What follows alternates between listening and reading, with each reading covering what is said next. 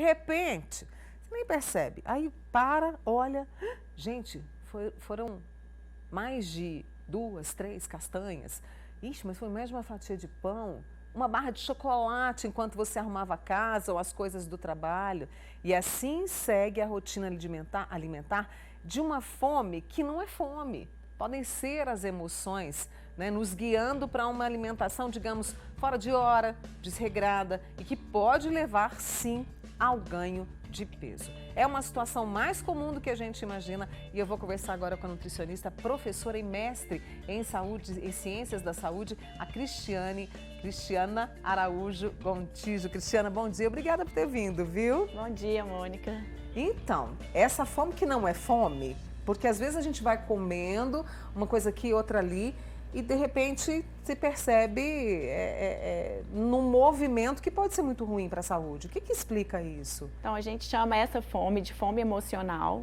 É uma fome que é diferente da fome fisiológica. Então, a fome fisiológica é a fome que a gente tem, né? Com essa necessidade a necessidade do nosso organismo de buscar energia, de buscar nutrientes para as atividades nossas do dia a dia. A fome emocional já é essa fome em resposta a alguma emoção, né? Estresse, alguma emoção, então ansiedade, né? Algum, né, medo, alguma tristeza. Preocupação, né, que a gente vive demais. Preocupação. Então, é essa fome em resposta a esse sentimento, a emoção mesmo. E muitas vezes a gente nem vê, Cristiana. Nem vê que está comendo, né? Uhum. Então, a fome emocional, um dos sintomas dela é você continuar comendo, mesmo depois de satisfeito.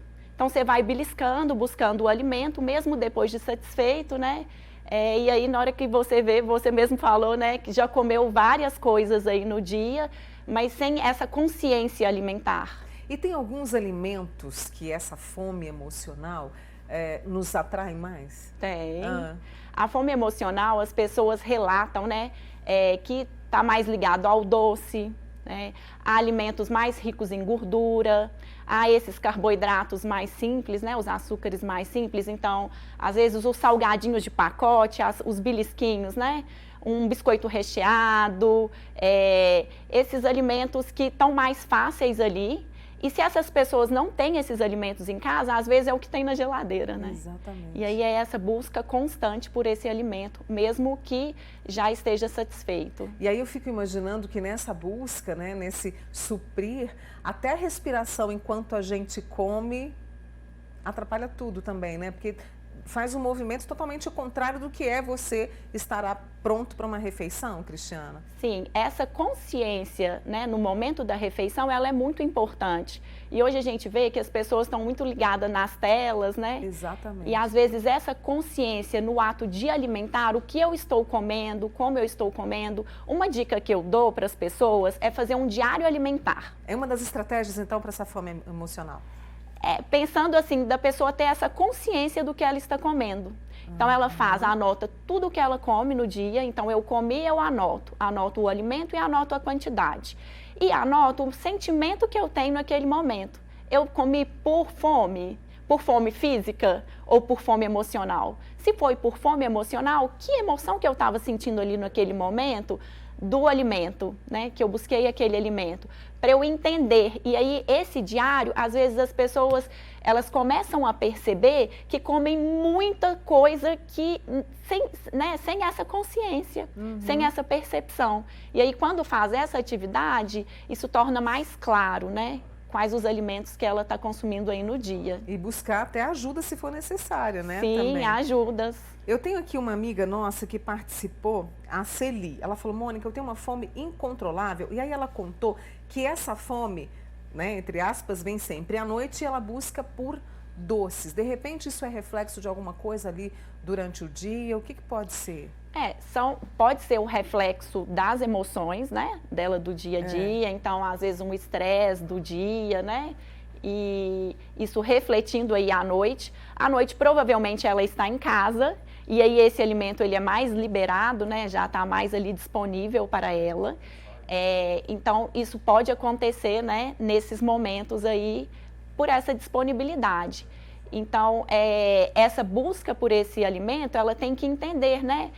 Às vezes tem essa vontade, incontrolável, mas a gente pode buscar, nesse momento, alimentos mais saudáveis, mais ricos em fibras, que vão gerar essa maior saciedade e esse maior controle. Que tipo de alimento que eu posso ter como esse recurso, então? Então, no caso dela, que é à noite, né? Então, ela pode gastar esse tempo em preparar uma salada para o jantar, ter aquele momento, buscar uma receita diferente e buscando, né, alimentos ricos em fibras, né, que são os vegetais, as frutas, os cereais integrais. Isso vai ajudar nessa quantidade de fibras e na saciedade.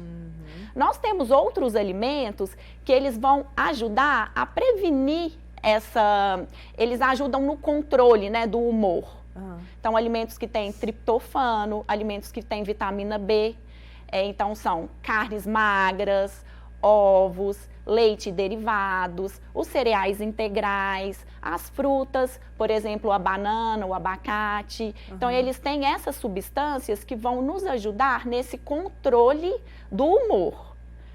Mas lembrando, né, que não só o alimento, ele vai ajudar, né? Ele nos auxilia aí nesse controle, né, desse comer emocional. Mas as pessoas também, além do nutricionista, né, tem que procurar a causa, né? E a causa está ligado com a emoção, e aí tem que procurar ajuda também de um psicólogo, né? E de atividades aí que ela faça no dia para o gerenciamento dessas emoções. E isso que você está trazendo para a gente é muito importante, do estar presente em tudo que a gente faz. E principalmente nessa questão de nos alimentarmos. Hoje em dia, acho que você, né, enquanto profissional, percebe muito isso.